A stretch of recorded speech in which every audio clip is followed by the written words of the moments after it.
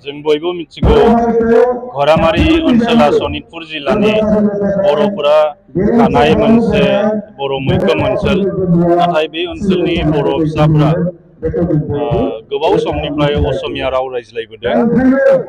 श्रीमन्त शंकरदेवनि शंकरिया धोरोमखौ बेहाय फालिबोदों नाथाय माखासे समनिफ्राय जों नुनो मोनदों बे ओनसोलाव गोबां समाजारि गुस्लायनाय फैबाय आथिखालाव बर'नि आंगो बाथौ धोरोमखौ बे ओनसोलनि रायजो राजाफोरा बजबनानै जिउ खुंदों आरो गिबि खेबनि थाखाय बेहाय दिनै जोबोद बुरजा बिसानाव रंजालि बैसागो बे फोरबोखौ बिथांमोना फालिदों बेहाय आरो बेयाव दाफ्रोमबो गामिनिफ्राय बेहाय 500निबो बांसिन बर' हिन्जावसाफ्रा जयैनो बैसागो मोसादों दा जों बुंनो हायो जे बे सनितपुर जिल्लानि घरामारी ओनसोलनि थागिबि बर'फोरनि बे मोनसे हारिमुआरि जावरिखांनाय आरो धोरोमारि जावरिखांनाय बे बर' हिसाबै गावखौ सिनायथि होनायनि बर' हिसाबै गसंनायनि जिउ खुंनायनि मोनसे गोदान जागायजेननाय मोनसे गोदान रोखोमनि ससियेल रिभलिउसन बिथांमोना लाबोनो हादों बेनिखायनो बे हाबाफारियाव बाहागो लानानै जोबोद गोजोननाय मोनदों आं खावलायगोन बे सनितपुरनि घरामारी आरो लोगोसे गुबुन गुबुन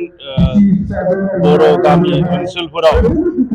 माने बैसागो फोरबोखौ जोबोद गाजा गोमजायै बेबायदिनो फालिथोंसै बर'नि हारिमुखौ अनसायथोंसै आरो मुलुगाव जों मोनसे सोदोमस्रि गोनां हारि हिसाबै गेरेमसा बर' माहारि हिसाबै सिनायथि होनो आवगायबोदों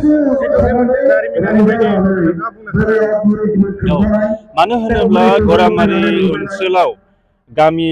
मोनफा मोनफायाव बैसागो रंजाबोदों बिथांमोना सिगांनिफ्राय नाथाय बेबायदि खौसेयै जथायै दाबसेयाव ज' जानानै बेबायदि एफा मोनसे गिदिर हारिमुआरि रंजाथाइ फोरबो बैसागो फोरबो बिथांमोना खुंबोफेराखैमोन दा बे गिबि खेबनि बिथांमोननि खुंनाय आरो बेहाय 500निबो बांसिन बर' आइजो सिख्लाफोरा बैसागो मोसादों गामिनि रायजो राजा मानसिफोरखौ बेहाय जों नुनो मोनदों 80निबो बांसिन बैसोगोरा सुबुंफोरखौ जयै समाजा मान होदों खुलुमदों बेबायदि मोनसे